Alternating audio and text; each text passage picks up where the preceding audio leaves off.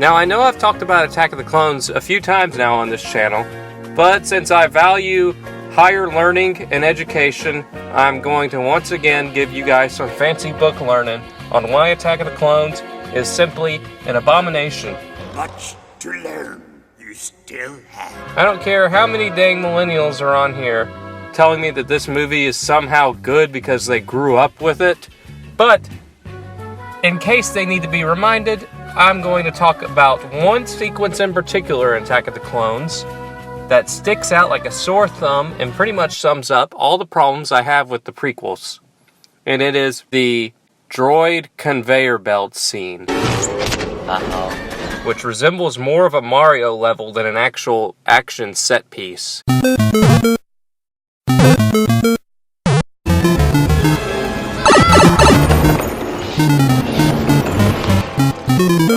Jedi, take him away.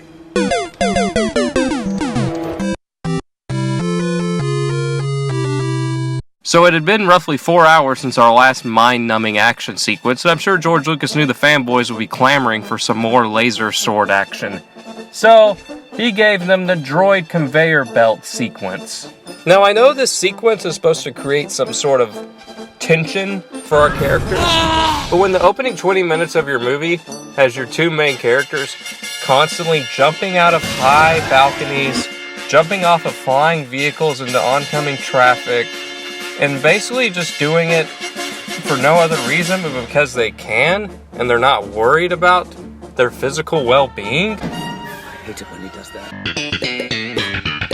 You know, rational members of the Jedi Council, then I'm sorry, but lava and battle droids simply aren't going to cause any sort of tension or concern for these characters. What you don't realize is that these guys really are not very efficient. These things, Jedi cut them down like they're butter, and they really are pretty useless.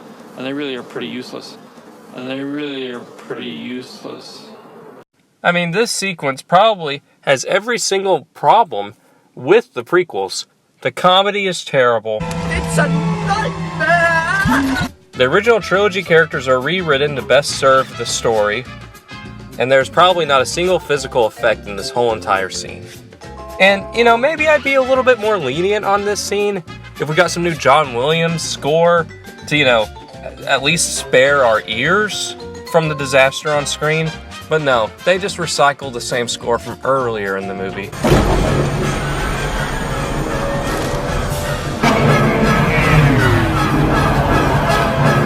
Which is also just recycled score from the Chamber of Secrets soundtrack.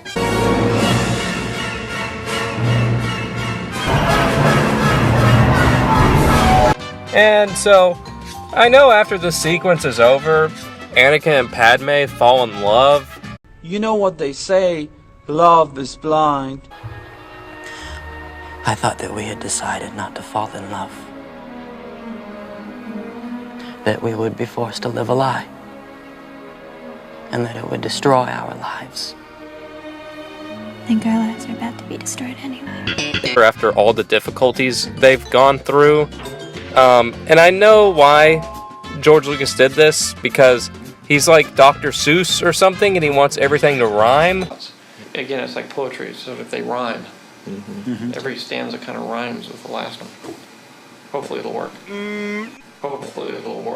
So he wants to create a parallel to Empire Strikes Back and how Han and Love fall in love with each other. But the only problem is, Anakin and Padme haven't gone through anything with each other. When compared to The Empire Strikes Back, what Padme and Anakin go through feels like a minor inconvenience. I mean, that's the problem with Attack of the Clones, is there's potential for there to be trouble. You could have people coming to eliminate them, and Anakin has to fight them off. and they create sort of a rapport between each other, and they would build both characters up. But instead, basically all they go through is the same old dialogue exchange for 30 minutes, where Padme tells him she can't make love to him because she's a senator. But here's a sexy outfit, you dumb idiot. You're starting to become a Jedi. I'm a senator. Hello, I'm a senator. And the biggest waste of the droid conveyor belt sequence is it would have been so easy to introduce probably the most rushed character in all the prequels, the most underdeveloped character, General Grievous. Garcia. I am sending you to the Mustafar system in the outer... If you're going to have a scene in a droid factory, why not introduce General Grievous, half man, half droid, there, and have Anakin fight him there? It doesn't make any sense to me. But I think the biggest crime of all is how little we actually learn about Count Dooku. Count Dooku is an awesome character in the show, Clone Wars, but he's given nothing to do here, and that's a real shame because Christopher Lee, an amazing actor, one of the coolest men on Earth. I seem to recall that I did say to Peter, have you any idea of what kind of noise happens when somebody is stabbed in the back? And I said, well, because I do. And I love that his name, Count Dooku, is a reference to the Prince of Darkness himself, Count Dracula. But there's still some problems here. We never really get a good sense of who Count Dooku is and what he's trying to accomplish. And it would have been great to either have him be the overarching villain in all three prequels, or have Darth Maul be the overarching villain for all three prequels. It's like a new villain of the week. It's like a TV show.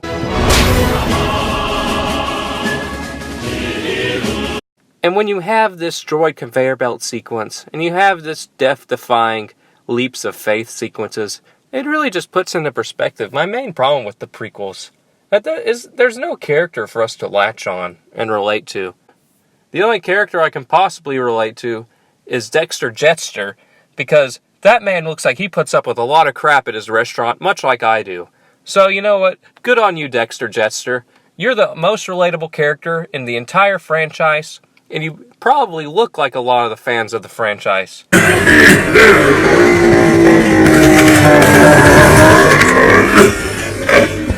So this is where I'm going to put Attack of the Clones on the tier list.